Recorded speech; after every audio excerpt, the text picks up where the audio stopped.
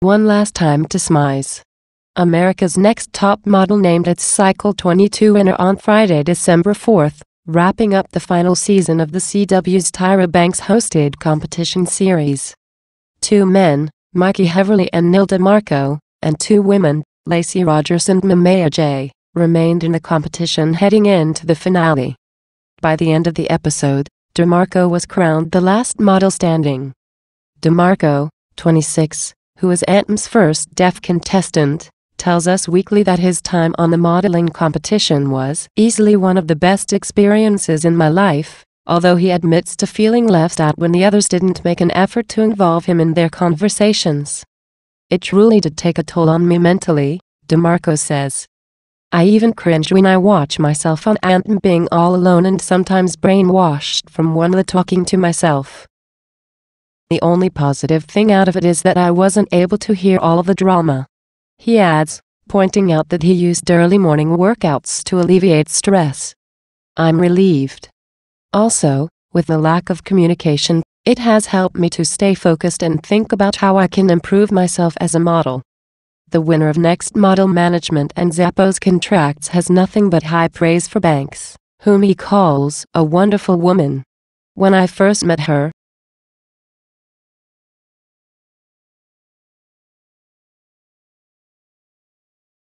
connected somehow, DiMarco says.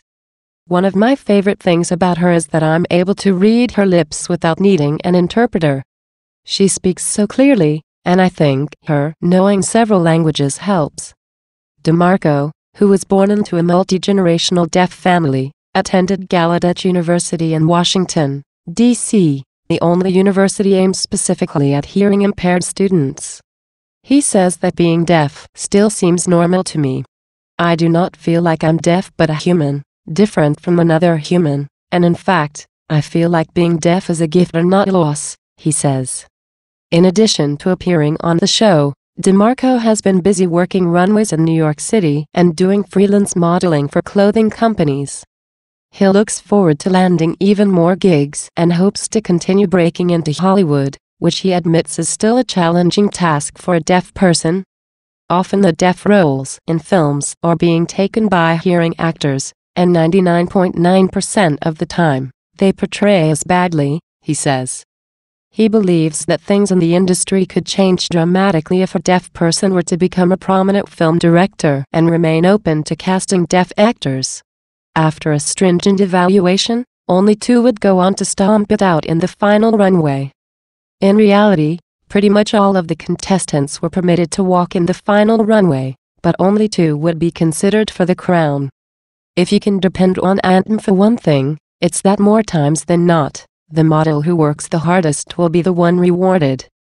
Lacey consistently was one of the most promising models this season, but it was Mamé who rose to the occasion, overcoming her pageantry past. And with Nyle and Mikey, it was hardly ever a contest. If there were ever a contestant who you wanted to root for in a finale, it's Nyle. The contestants were asked to prepare a presentation as well, explaining why they should be ANTM. It is handily the best idea that Tyra has come up with since the inception of the show. Let's go over the best and worst feature of each contestant's presentation. Lacey best, good flow worst, fixation on how she lost weight Mamé best, focuses on being a business mogul, spells mogul correctly worst, inclusion of selfies Nyle best, effective use of listing worst, Comic Sans, rendering all of the words in the presentation null and void Mikey best, he cried. Worst, he cried. But it doesn't matter how much Comic Sans you use or how much weight you lose because the story has practically already written itself. Nyle and Mamé, deservedly, move on to the final runway. Mikey's mom cries and asks if she did anything wrong. Though I would argue that when photographed she struggled finding the light without losing her neck, Mikey assures her that she didn't. Miss J opens up the final runway, as the model gods intended. As she makes her pass, you have to wonder how ANTM survived without Nigel Barker or Miss J for 2 whole cycles. At times in the finale, it's painfully evident that this wasn't consciously planned as the final season. ANTM is capable of so much bigger and better. Remember when Chantal demolished that stilt walker in China? way harsh. On the other hand, the clothing, per the ANTM usual, is absolutely absurd. Just a lot of chunky haute couture ensembles with an urban chic vibe that you would never be permitted to wear to a Target, unless you're Whitney from Cycle 10, who is so commercial it's painful. Nyle's at an immediate disadvantage, unable to feel the beat of the music and pace his walk accordingly. Conversely, Mamé slays the runway and everything in its wake.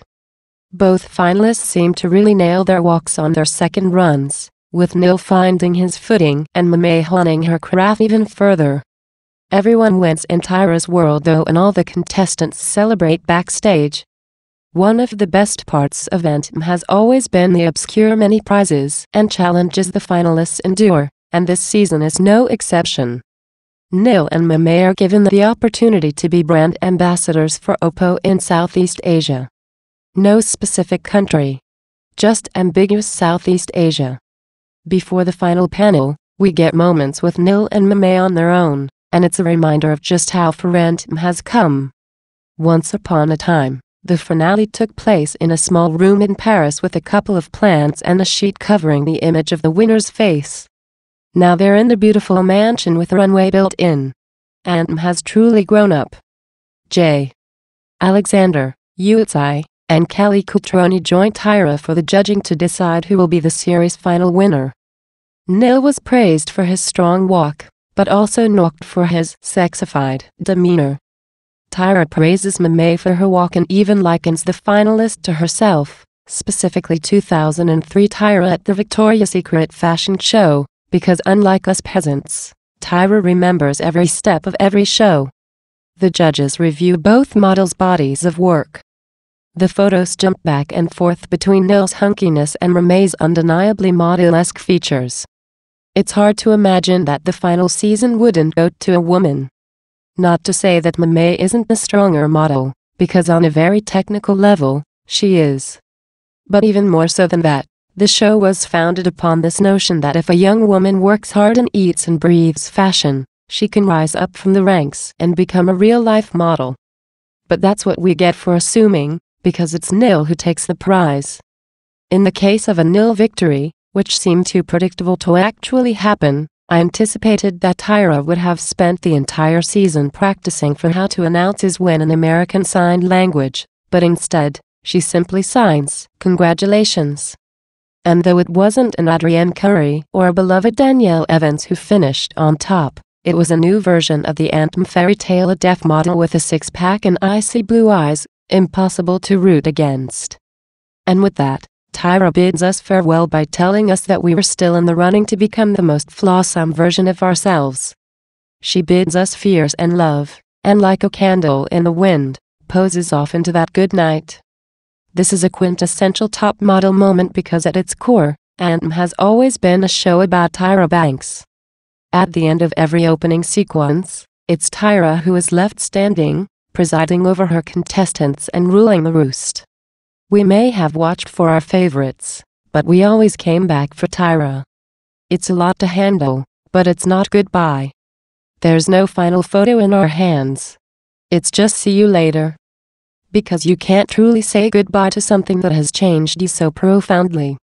For over a decade, we thought we were watching a reality show, when in reality, Tyra was watching, nay, rooting for us.